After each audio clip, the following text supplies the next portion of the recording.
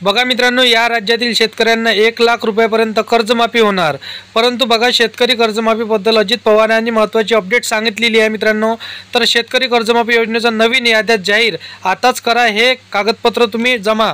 तर पंचनामे होऊन शेतकऱ्यांना नुकसान भरपाई मिळाली नसेल तर कृषी मंत्र्यांनी देखील इथे माहिती दिलेली आहे। शेतकऱ्यांची कर्जमाफी होणार का, संपूर्ण माहिती जाणून घ्या। शेतकऱ्यांची कर्जमाफी सरसकट करून झालीच पाहिजे मित्रांनो, परंतु शेतकऱ्यांचे सरसकट 3,00,000 रुपयापर्यंत कर्जमाफ सरकारची मोठी घोषणा मित्रांनो। तर तुम्हाला ते जाणून घ्यायची असेल तर तुम्हाला या व्हिडिओ एंडपर्यंत बघायचं असेल, कारण की शेतकऱ्यांची कर्जमाफी लवकरच होणार आहे। परंतु या चॅनलवरती नवीन आला असेल तर चॅनलला सबस्क्राइब करून बेल नोटिफिकेशनला प्रेस करून ठेवणे गरजेचे असणार आहे, कारण की अशीच नवीन अपडेट तुम्हाला पाहायला या चॅनलवरती मिळणार आहे मित्रांनो। तर चॅनलला नक्की सबस्क्राइब करून ठेवा। तर मित्रांनो, मी रास्तर बघा, महाराष्ट्रातील शेतक यांची कर्जमाफी होणार की नाही पहा संपूर्ण माहिती मित्रांनो। लोन फार्मर रायटर, तर मित्रांनो तुम्हाला संपूर्ण माहिती जाणून घ्यायची आहे, कारण की एकनाथ शिंदे यांनी देखील महत्त्वाची बातमी इथे सांगितलेली आहे। पीक कर्जमाफी होणार की नाही अजित पवारांनी देखील स्पष्टपणे सांगितलेलं आहे, परंतु तुम्हाला जाणून घ्यायची आहे संपूर्ण माहिती, तरच तुम्हाला ते संपूर्ण माहिती कळणार आहे मित्रांनो। महाराष्ट्रातील शेतक यांची कर्जमाफी होणार की नाही हे देखील तिथे सांगितलं गेलं आहे, कारण की 2024-25चा महाराष्ट्राचा अर्थसंकल्पात देखील तिथे बैठक घेतलेली होती मित्रांनो। तर त्यामध्ये सरकारने सांगितलेलं होतं की कर्जमाफी होणार की नाही, परंतु तुम्हाला संपूर्ण माहिती या व्हिडिओमध्ये समजून सांगितलं जाणार आहे मित्रांनो।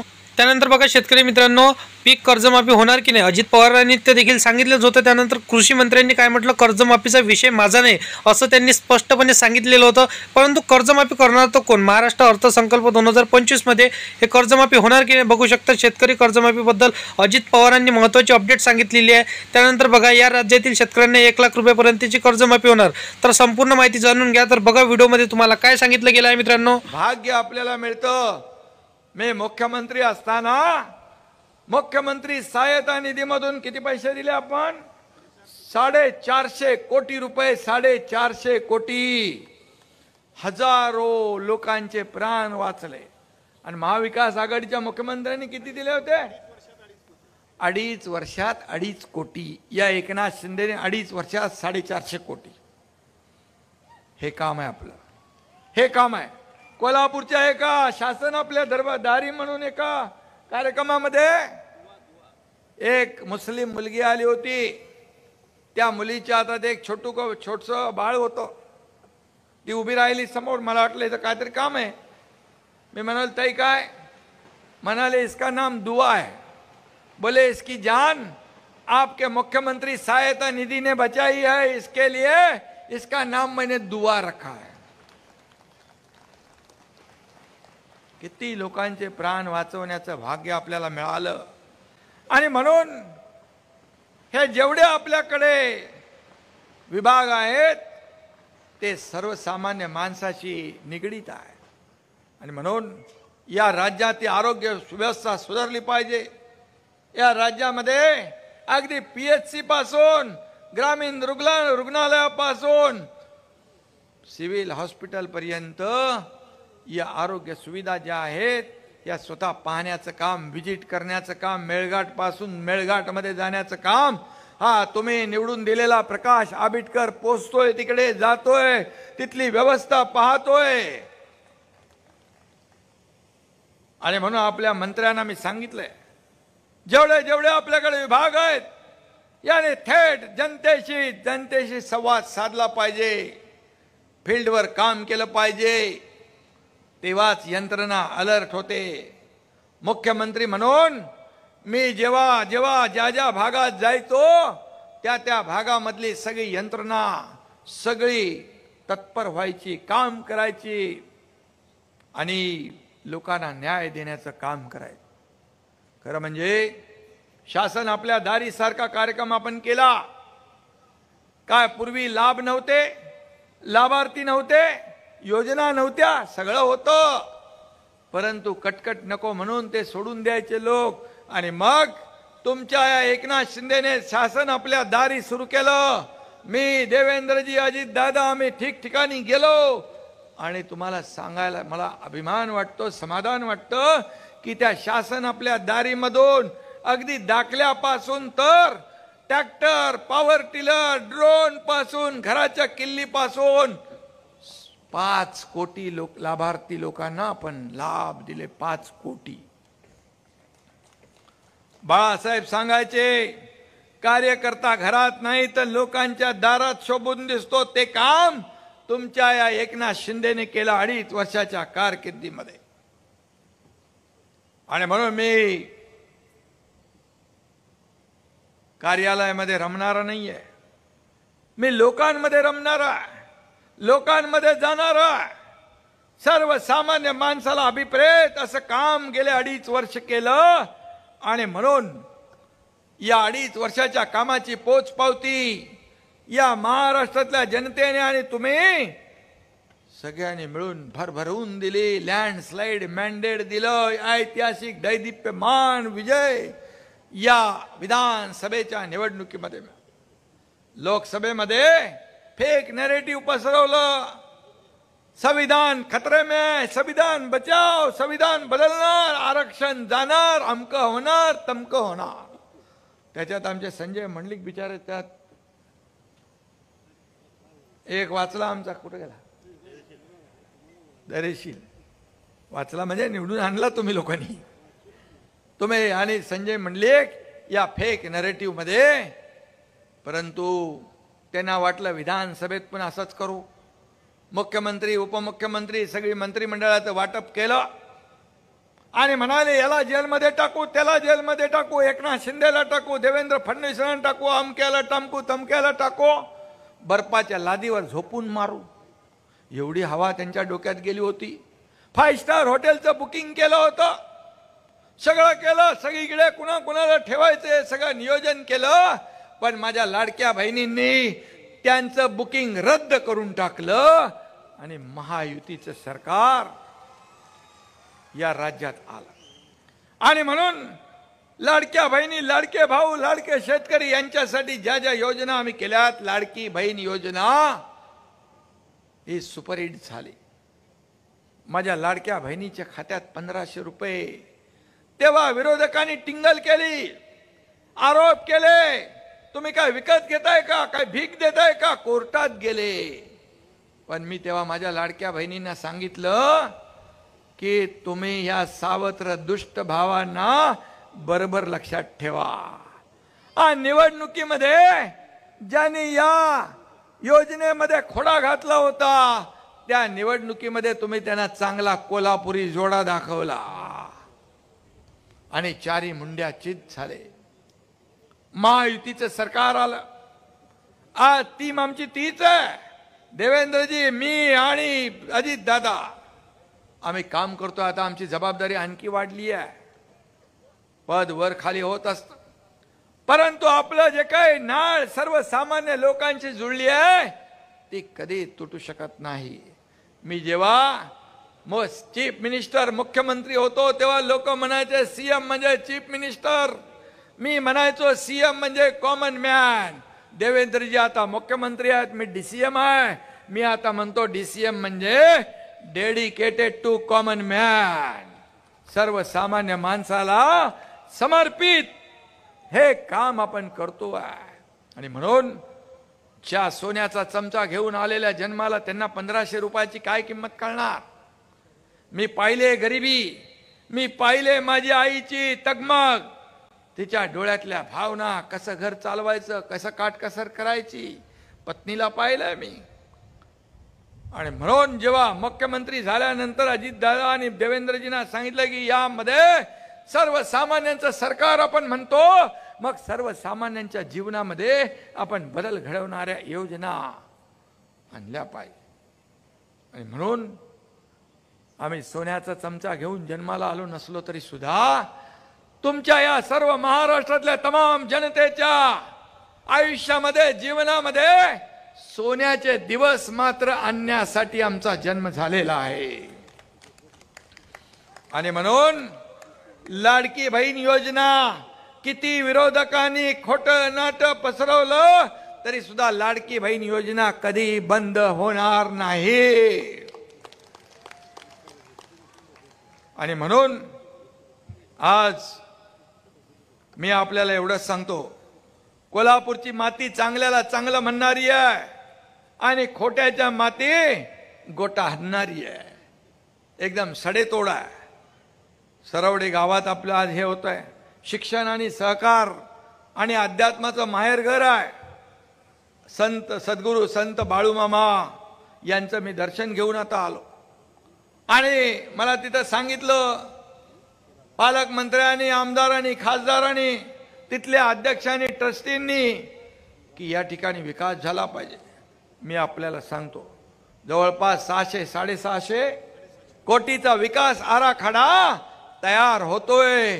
कारण लाखो लोक तिथे येत आहेत. ही संतांची भूमी आहे, ही वारकऱ्यांची भूमी आहे, ही धारकऱ्यांची भूमी आहे. त्यामुळे तीर्थक्षेत्र असतील, गडकोट किल्ले असतील, मंदिरं असतील, इथं कुठेही पैसे कमी पडणार नाहीत. हा शब्द देखील आपल्याला देतो. आणि म्हणून आज हे सरवडे गाव तसं बघायला गेलं तर ऐतिहासिक आहे. आणि या ऐतिहासिक इथं मला वाटतं राधानगरीत पहिली मुलींची शाळा सुरू झाली. आणि त्याचबरोबर साखर कारखान्याच्या पहिल्या महिला संचालिका देखील काय पार्वतीबाई मोरे, बरोबर आहे. आणि म्हणून या आमच्या लाडक्या बहिणी ज्या आहेत, या लाडक्या बहिणी कुठेही कुठल्याही क्षेत्रामध्ये मागे राहणार नाहीत. या लाडक्या बहिणींना फक्त 1500 रुपये देऊन आम्ही थांबणार नाही. जो आम्ही वादा केलेला तो वादा पूर्ण करणार. कारण आम्ही प्रिंटिंग मिस्टेक म्हणणारे नाहीत. पूर्वीच्या सरकारने वीज बिल माफ करतो म्हणाले, सत्तेत आल्यानंतर विजेची बिलं पाठवली. फक्त आपल्याला एवढंच सांगतो की हे सरकार, हे राज्य, हे पुरोगामी राज्य आहे, हे प्रगत राज्य आहे. या राज्यामध्ये, या देशात सगळ्यात जास्त पायाभूत सुविधाचे प्रकल्प सुरू आहेत. आणि म्हणून जसं जसं आपलं आर्थिक बळ आपण देत राहाल, आर्थिक बळ या राज्याला प्राप्त होत जाईल, तशा तशा योजना आपल्या ज्या आहेत, ज्या आम्ही बोललोय, ती कुठेही आम्ही मागे पडणार नाही. आणि म्हणून कारण तुम्ही आम्हाला जे भरभरून दिलंय, तुमच्यामुळेच या राज्यात सर्वसामान्य माणसाची सत्ता आली आहे, सरकार आलंय. आणि म्हणून महायुतीचा स्ट्राईक रेट एवढा जबरदस्त होता की विरोधकांना तोंड दाखवायला देखील जागा तुम्ही सोडली नाही. विरोधी पक्ष नेता बनण्यासाठी जेवढे आमदार लागतात तेवढे देखील मिळाले नाही. स्वातंत्र्यानंतर पहिल्यांदा घडलंय, तुम्ही घडवलंय. हा इतिहास तुम्ही घडवलाय, या महाराष्ट्रातल्या जनतेने घडवलाय. आणि म्हणून तुमच्या ऋणातून उतराई होऊ शकत नाही आम्ही. आणि म्हणून आम्ही जे बोललोय ते बोललोय.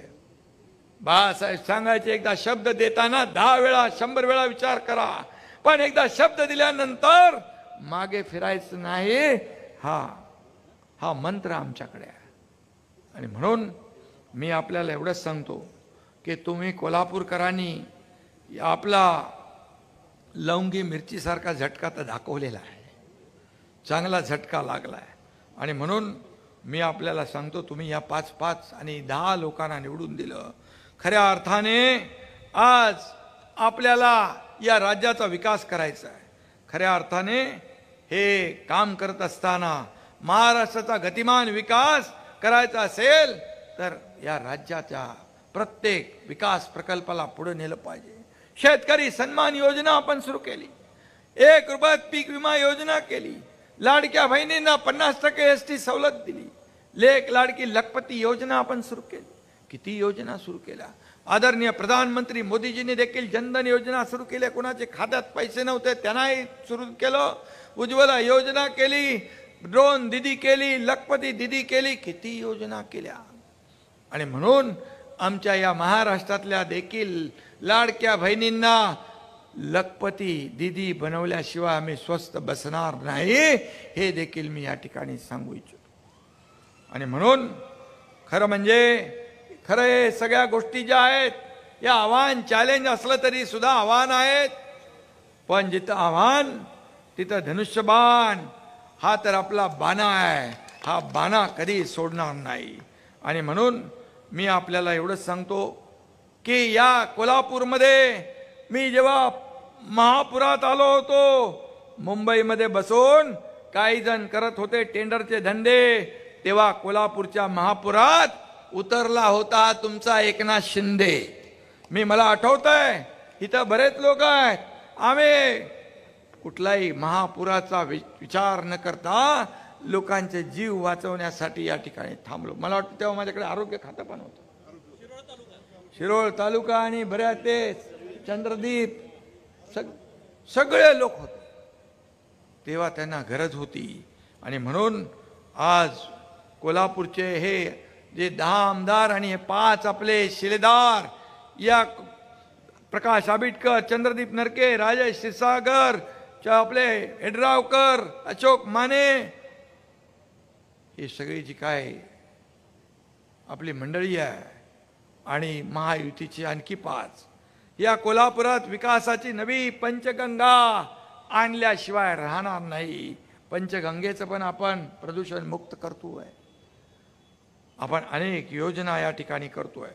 आणि म्हणून कोल्हापूरचा आणि शिवसेनेचा अतूट नाता, हिंदुहृदय सम्राट बाळासाहेब नेहमी इथं प्रचाराचा नारळ कोल्हापूरमधून फोडायचे, अंबाबाईचं दर्शन घेऊन सुरुवात करायचे. परंतु बाळासाहेबांच्या विचारांचा गळा घोटणारे काय बोलणार त्यांना.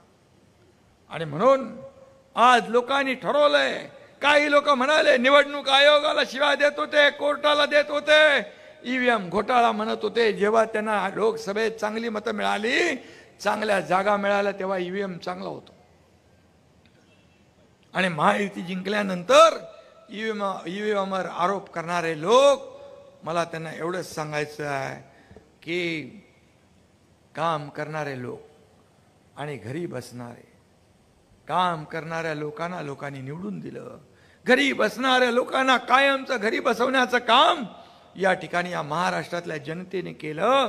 पण कोल्हापूरकरांचा विशेष अभिनंदन करायला पाहिजे की कोल्हापूरकरांनी एक इंच मारा पर सॉलिड मारा, 10च्या 10 लोक निवडून दिले. जगात भारी कोल्हापुरी हे तुम्ही दणक्यात दाखवून दिलं, त्यामुळे तुमचा मला अभिमान आहे.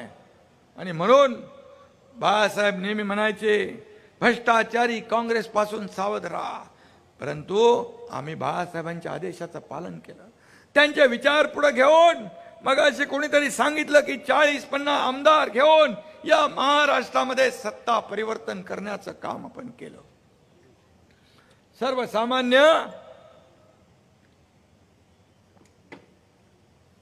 माणसाच्या आयुष्यामध्ये बदल घडवण्याचं काम केलं. पण कोल्हापूरकरांनी काँग्रेस आणि त्यांच्या बगल बच्च्यांना तडीपार करून टाकलं. बाळासाहेबांचे विचार जे विसरले, बाळासाहेबांची विचारधारा ज्यांनी सोडली, हिंदुत्व ज्यांनी सोडलं, त्यांना धडा शिकवण्याचं काम या कोल्हापूरकरांनी केलेलं आहे. आणि म्हणून